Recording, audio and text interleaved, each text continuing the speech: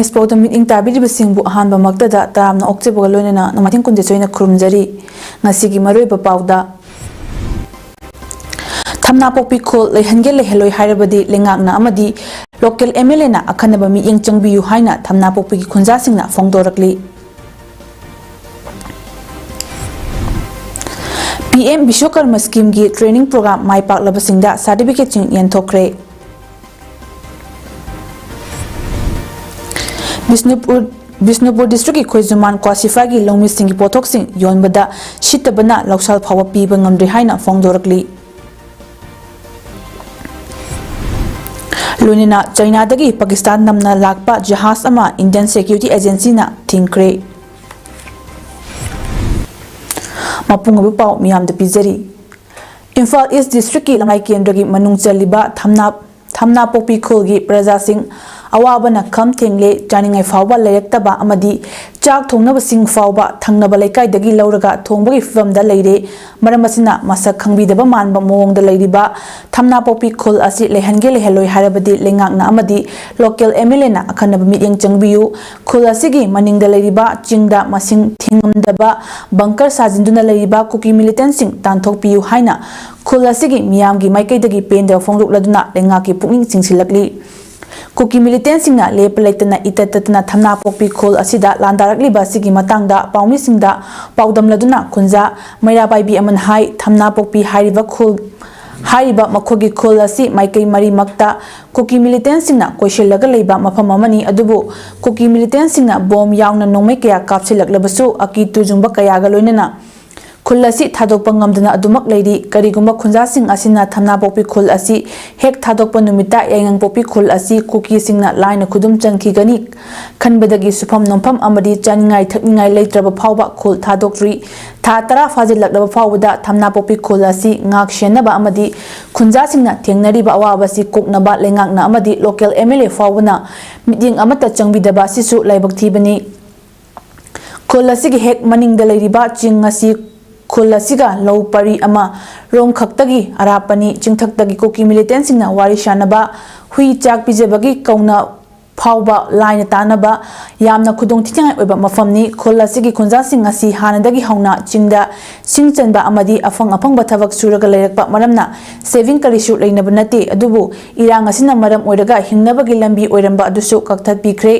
Hauzik khul asi ngak sengani haina leiriba Central Force asida makhoibu ngak senbiu singchanjagi haibada fawba ngak senbidre maramasina ching asida leiriba koki militant sing asi Manipur lengak na tanthokpiraga State Force matik chana thambiu migi mapal tanglaga amadi mina mateng panglaga yamna kuina hingba yaroidabanina masana thabak suraga hingjage khunja singi awaba kaya asi lengakna kokhanba ngamloidaba oiragana khunja sing khol thadokna relief camp ta oina lerakpa yabagi fivamda lakle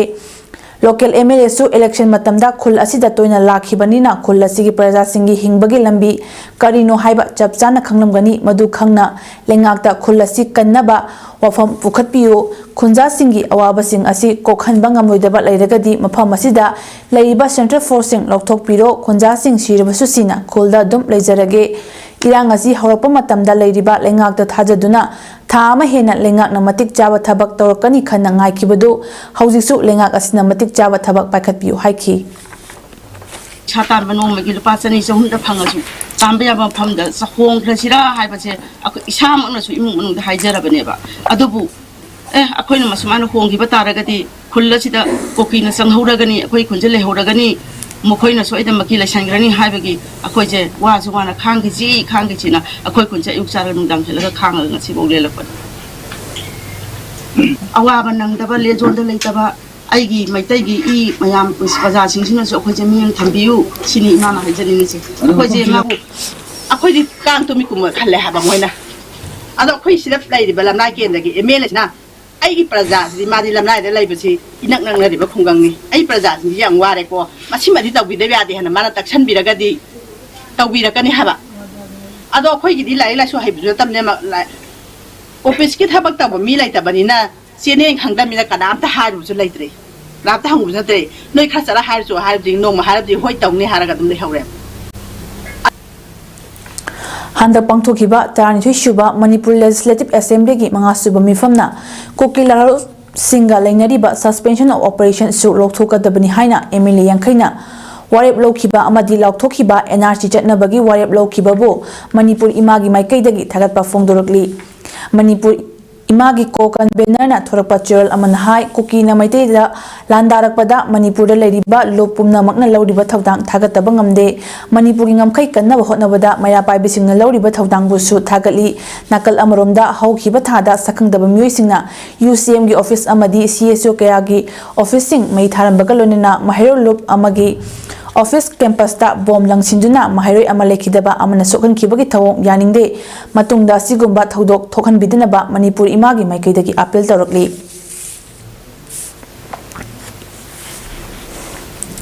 Thawal district ki Wangjingda leiba Jan Section Sansthan JSS na India government ki skill development and Entrepreneurship MSDE Ministry na pakhatpa PM Bishwakarma scheme gi makhada nimit mangani chupna pangthokiba training program da mai paklaba beneficiary trainee marifuni thoida pass tobagi certificate sin yengthokpagi thoram ama ngasi Wangjingda leiba JSS Thawal gi sanglenda pangthokre ngasi gi thoram aduda WWAGS Wangjing gi chief advisor KI Maitaina Chief Guest JSS Thawal gi Chairman Nepram Kunjona President aduga Wangjing Lamding Municipal Council gi Ward number 3 gi hanagi Councillor Yumnam Ibo Pisak Municipal Council Asima ki Ward number 5 ki hanagi Councillor Naringbam Binoy Ward number 6 ki Councillor Haikruzam Gaurango Thawal College ki Associate Professor Dr. L Jalisham WWAGS ki General Secretary L Premananda amasung Director Haikruzam Jirena Guest of Honor sing oina saruk yaki Ushuba Check Shuba masung P2 hariba trade ahum asida nimit mangani chupna pangthokiba training program aduda punna trainee marifuni thoina saruk yaki masigi manungda Usuba gi trade ta kuntaret Check Suba gi da kun amasung P2 gi da kuntra mangani thoramaduda wang ngangkiba singna aikoina government ki thabakta ngadna lebagi mahutta tongan ba sinfam singda isha na hainajaba sinfam ama khallaga maduda mai pakna senthok leiba myoi amamam oina ba hona basi tangai fade masagi pokpada geluna jaraklaba haithoi singthoi basing ado mafam chana sijinabana mai pakpa mi amam oigani haibana chingba wafam sing thamnabaga loinana JSS Thawalna naha singda sinfam kaya ge training piduna isa isana iromdom hingba ngamba myoi amamam oinaba hotnariba sing adubu thagarpa wafam kaya thamnaki haujiti higher secondary school amasung college ki thakta mahai masing tamliba mahairoi singdasu vocational program kaya ge training fanghanduna mahairoi oina senthum tanbagi hainabi thamba ngamle haujiki matamasida skill development gi maru eba kaya lakle haiba wafam kaya su thamnaki panba yabadi India government ki skill development and entrepreneurship ministry gi makhada paikhatliba PM Bishwakarma scheme na sinmi amada piriba khudong chaba kanaba singi manungda lupa lakh ahum fawagi bank tagi loan loba khuju khulai leinaba sentang oina lupa lising 35 stipend fangba skill development gi training program da saruk yaba masung pothok sing yonbada mateng pangbana chingba kanaba kaya piribani Haujik Koki narco terrorisingna maitrabakta landaraktuna ngamkhaida singnarakuna maitai singi khongul muthatnaba honarakliba sibu ngaknanabagidamak hangduna leriba nongpok pana tengol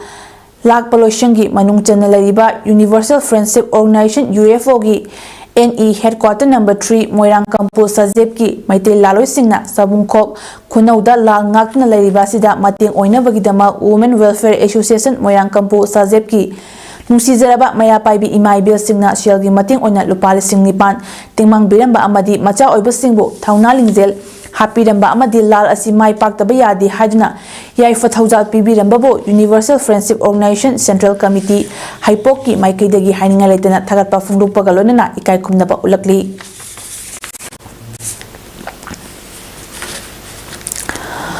Kunthak Kunkha Yek Salai Chasingna Iriba ki damakta katulaba singda pijaba haiba blood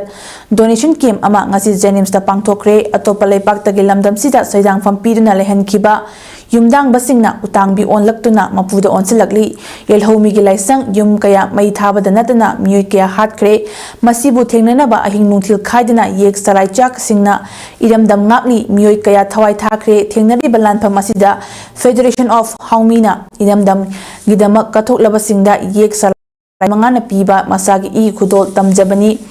ngasigi first batch oina Tangkhul Kabui Purum Kong Chiru Thangal Miti asina chingbana blood center Jenims ta blood donation tauki Federation of Haumina Thengnari Balan asi yek salai cha singa Manipur thugaina ba honarakli ba singa thengnabani haina lawi aduna yek salai cha singi e sing iramdam sigidama kathoklaba singda pijaba ini Federation of Haumina apunbagi pangal ama lisang sitna know your identity haiba thimda sakatcharakpa dugi mai pakpadu tungkoina hingba ohenba mathau tari haina so Federation of Haumi gi General Secretary na phongdorakli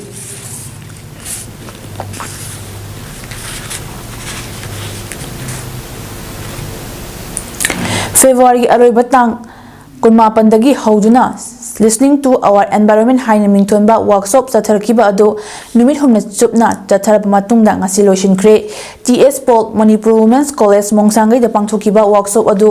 happy in call na ICAC Department of Environmental Science Department of Biotechnology Eco Club UBSL TS Paul Manipur Women's College Mongsangai amadi Midas Taska khusham naraga sinmani Tharamsi Pangthokpada Henry Martin Institute, Hyderabad International Center for Research, Interfaith Relation and Reconciliation na support tawbani numit humni chupna chatharakiba workshop asegi manung channa yumda bioenzyme semgani haibagi matangda demonstration tawki ngasi aroba numita umanglagi matangda sana konung putra sanglengi maichau atomba radam hon thokchomna lecture piki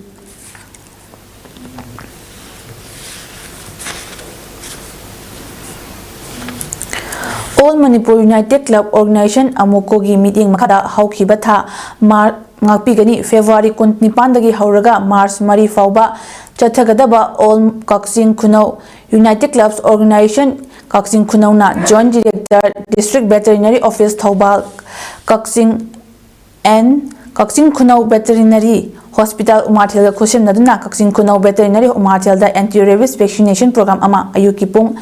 tay makai taba Tay makai tabadagi hauduna pangthokpa haukre ahanba numita hui masing hompumatoi hida kapthoki ani suba numit February kuma pandana hui masing marifu humdoi amadi haudong ani hida kapthoki ngasi Soda Club ki ground da haudong masing ahom hui masing homputtaret hida kapthokre vaccination program asida district veterinary officer oina Dr. Y Gita Devi veterinary officer amadi staff singna saruk yaki All Manipur United Clubs Organization Amukogi Maruiba Thomising Kakching District United Clubs Organization Kadukogi Thomising Soda Club Kakching Khunawi Thomising na saruk yaki Tharamasi Amukogi lepna chathariba anti-rabies vaccination program ga mailena pangthokpani maikai asomda laiba yumda yokpa sasan singda narakpa laina dagi matam chana kalhoba haiba asisu tawdaba yadaba yamna maruiba amani haina lauraga Tharamsi pangthokpani miyamna masigi kanaba si lobiyu amadi thaudang Yabiu haina amukogi maikai dagi phongdorakli Thatara surlaba irang asida thabak sujanomda duna hingliba mana masing khwaidagi hena puthokpada maming chatliba Bisnupur district ki Khoijuman Kwasify gi Lomi singna potche yuanbada silaktabana maram oiraga mana masing patuna mangbasu yaure thabak suning nomning bafaudre migi lausal fawba piba ngamlaktre mingondagi paisa puraga lausal tamle haina Khoijumanda migi lausal paiduna hingol koiduna leiribi thiam me madevina Image TV News ka unabada phongdorakli Khoijuman Ward number 2 dagi masagi chahi yankhainu choi surabi thiam me madevina makhata na phongdorakibada Khoijuman lokol da leiriba Low sangam amarom chawba lofamasi mingondagi lawsa lawraga mahaki mapurba ibo chaga loinana matam kayagi mamangdagi hingol koirakbani matam gi oiba mana masing kobi hangam alu sebot hawai khamen asinpana chingba kaya sahi amada crop rotation anira kumba tawduna thai handaki oina kobi leiga kobi full ga thaki kobi leidi lokpa loikre aduga kobi full di hekpa loidi hairi hingol koibagi income asi Chahida kayam lakpage hangbada crop rotation anirakumba tawragadi chahida lupa lising marifu daromdi fangbangami adubu handaki oinadi lan laikibana lupa lising nifu fawba yobangam ngamgadaba mandre handaki oina kobi fulga kobi leiga thabani kobi leidi hekpa loikre lupa lising guntramuk phangki aduga kobi ful na hekpa loidri yonba sittadana hekta bida leiri Patlaga mangbasu yauri lidaka sekhaibasu yamna yauri aduna lupa lising kun yona fangadaba mandre aduna paisa mayam changlaga hingol koibasi aremba tare hana lan thokringaidadi low faidom ama anida hawaya sangbi thabada loksal line piba ngamki isa sing line laik tam hanbangam ki हिसिमुक वाबदी लेत्रे हानदी Hingol कोइबदा अवाब लेरमदे हौजिति ललोनबिसिंगसु पोचितबनिना हेंजांग लौबा लाकनद्रे अदुना लौसाल असि चाहीगी ओइना पीदबदी यादबनिना पीनब होटनबदा अवाब ओइसिलकले थोकलिबा लान असिदा मया पाइबिगी अहिंग यारेक पबु थोकद्रा Hingol कोइनबबु होटनगद्रा लौसाल पीनबबु होटनगद्रा अंगांग lyric तंबगी पैसाबु होनगद्रा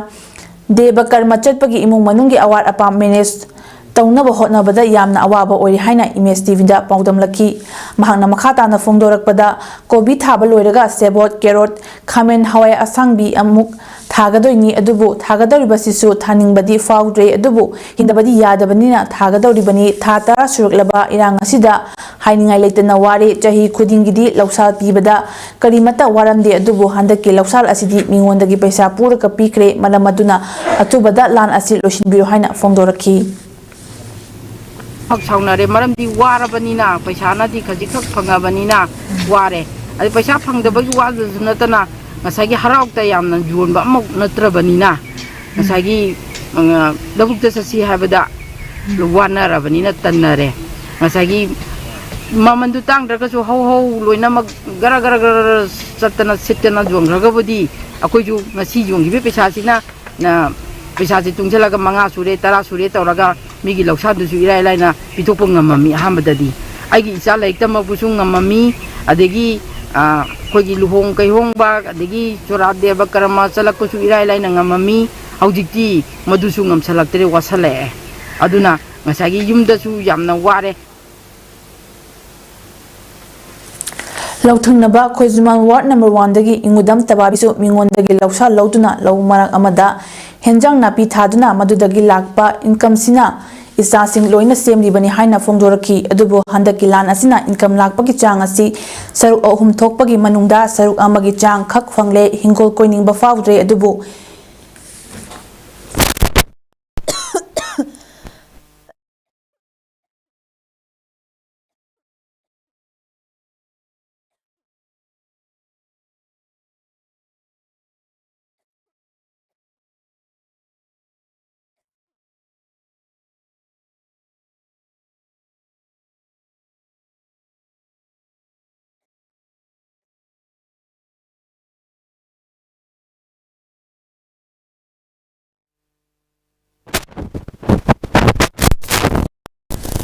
Hingol कोइनिंग फाउद्रे अदुबो Hingol कोइद्रगदी अमुक इचा इसु सेंबा ngamloidoribani लान ममांगदा कोबी फुलसु केजीदा लुपा कुंथ्रागी चांगदा योलमी लान मतुंगददी लुपा निपानदा योली कोबी थमचेचु लान ममांगदा लुपा हुंफु तरादा योलमी अदुगा लान मतुंगदा केजीदा लुपा कुंदा योली मखोइना हिंगोल कोइना होटनबदा चंख्रिबा पैसादुगा फंगलिबा पैसागा यामना खेतनरे चंख्रिबा पैसा हंजिनबा ngamdre हाइनसु image TV news का उन्नबदा पाउदम लखी ये अदुसु अखोइना इसिंग इसिंग मतम चाना फंगदबदगी पीदबदगी को पोथोक्सि खरा जुवात खरे जो अथेंबदसु मखोइना खरा थाजरी थाबजी कोइ सिजु अदि मपा लाकपदा तिन दिति मु कनोसे सागलाबनिना तिन कांग जुलाए तिन कांग ताबसु हेंजले अदुना हिदा लंथक तोइना कापतसु यादे लेबाकी लुरबा तानफम असिदा शानबगी लमदसु माइ पुरतब यादे हाइबगी पांदमदा अवाबा कया मायोकनदुना मास्टर एथलेटिक्स चैंपियनशिप ता सरुक याबा अमदी मेडल कया लरकपा असि सिंथानिंगाइनि हाइना मणिपुर मास्टर एथलेटिक एसोसिएशन की प्रेसिडेंट एल याइमचौना फोंदोखरे हौकिबा फेब्रुवारी थागी निपानदगी हौदुना तेलंगाना की गाचिल बाउली इंडोर स्टेडियम दा नेशनल मास्टर एथलेटिक एसोसिएशन सिंजुना पांगथोकिबा मंगासुबा मास्टर एथलेटिक्स चैंपियनशिप ता सरुक यादना मेडल कया लौरखरबा सानारोय अमदी सरुक याखिबा सानारोय खुदिंगमपु फेलिसिटेशन तौबगी थवम अमा खुमन लंपाक यूथ हॉस्टल दा पांगथोकिबा अदुदा महाकना वफम असी फोंदोखिबनी महाकना मखा ताना हाई मणिपुरी हौजिक ओरिबा फिबम असिदा सानारोयसिंग चैंपियनशिप कयादा सरुक यानबा होटनबदा अवाबा कया मायोकनरी अदुमपु लमदम असिसु कनगनी अमदी सानबगी लमदसु लमदम असिगी माइ पुरक्तबा यादे हाइना होटनरिबा मास्टर एथलेट सिंगी थौना यामना थागनिंगाइ ओइ लेबाकी इरांग असिदा कमदौना सानबा चटकदगी हाइबगी अवाबा कया लेरबसु असिगुम्बा थौना कयागा लोनिना सानरुरिबा सानरोइसिंग असि पुनिंग थोगतपा तंगाइ फदे Kanbagidama Felicitation program asi pangthokpani handak pangthokhiba championship asida jahi 35 henba amadi jahi 95 henbagi sanarishingna lawrakiba medal asina Master Athletics Association gi oinadi anobo puwari ama oiri haiki performance aja achuki batik thagani ngai hai richat pa matam da chu journey da phangi awab dong jai phand kolkata tu Hyderabad sigi chatpagi dong chibak kya asi sen thongi phibom kya chu marka sida koi chataba yade Manipur gi chat kolkata yade Manipur ima gi damakta koi lan chu thengna gani san su sanagani aduna koi khudima ngamna pangthokani haina go loina na saliba sanarshing asibudi koina association mai kadi haninga leitana thagat chari amadi ungai bu phondok chari ma kogi World All Sport Games Federation gi meeting makhada Manipur Indiana yumbu oidina chatliba Mars ki tang 13 tagi 19 lisingani kunmari da Kumal Lampa Indoor Stadium da pangthokani tawramba ahumlak shuba South Asian Martial Games adu state asida thokliba irang asina mahiram kaya da shokhale laibak thiba thodok kaya nangkre mikap miraw kon kaya takre hariba thodok kaya ama laikre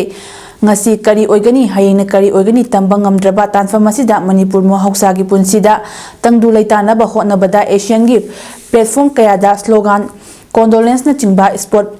platform kaya da association asina lishang sitna Manipur gi saktam kai biyari haina Asian gi platform kaya da saru yaduna lakli malem yofam kaya da national media singda Manipur gi thokliba thodo wa thok kaya tanari haiba fiba masidagi pumna maki yaifana ba yenglaga haiba games asi chahi sigi lakliba june gi tang ta taruk tagi ta nipan da pangthoklagani haiba games asi gi damakta sanababu nungsibiba pukning thogat piriba taret ki senja mateng pangbirak pa iricha Khwai pumna maki mafamda Northeast India All Star Martial Arts Self Defense and Sports Association gi maikei dagi ikai khumna bu ulli haina association gi chair amana fongdorakli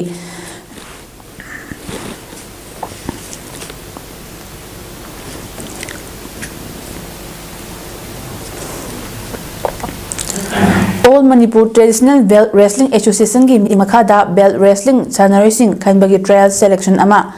ngasi Kumal Lampak Imphal gi Bal Bhavan Judo Hall da pangthokre trial selection asida khallaba sanarising di nupagi kanglupta kg humfugi da N Helendro amadi Chu Lawrence kg humfutara gidana L Lipson amadi TH Priyananda kg marifugi da L Chaubinaw Singh amadi Thomas Laisram kg marifutara kangluptana M Sanathoi amadi Solibai kg chama gida oinam diamond amadi kg chama mathakidana Saikhom Omilni nupigi kanglupta kg yankhai mangagi kanglupta L Nganthoi Chanu amadi NG Ramesori kg humfugida L Manda Devi amadi TH Sanju aduga kg humfu mangagi kangluptana L Chitambalani khandala player sing Nagaland gi Dimapur da chatliba tha mani Mars ki tang ta nipandagi kolum doi faw pangthoka doiba 3rd Northeast Olympic 2024 da saru yagani haina All Manipur Traditional Belt Wrestling Association gi Secretary General gi Gerald amana hairi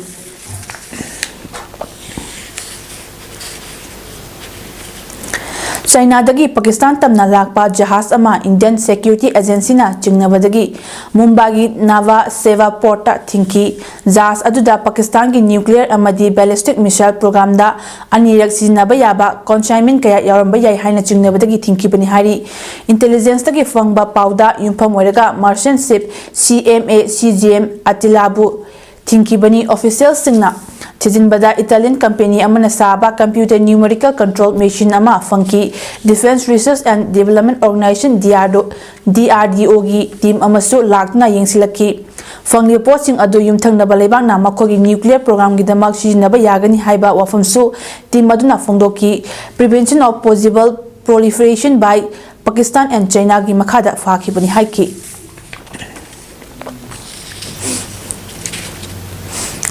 Assam gi Dibrugarh district ta duty da leiba police amana nupi ama mahaki service revolver na kapna halaba matungda masa mathanta makokta kapna sijakre police na haiki bada thodo adu Lahowal area da ngasin nongyai matung pung anirom tarakpada thoki bani lekidaba police adu Anupam Goala kawi Dibrugarh gi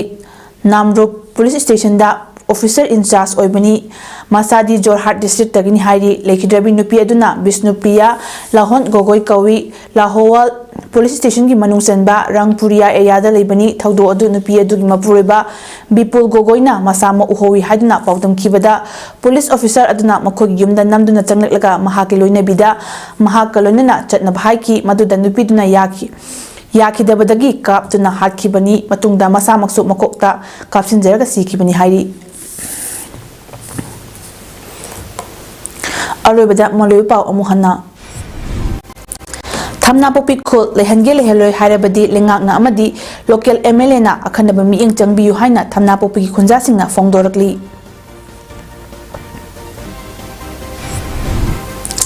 PM Bishwakarma scheme gi training program mai paklabasingda certificate chingyen thokre Bisnupur district ki Khoijuman Kwasify gi longmi singi pothok sing yonbel sitabana lausal fawa piba ngamdri haina fongdorakli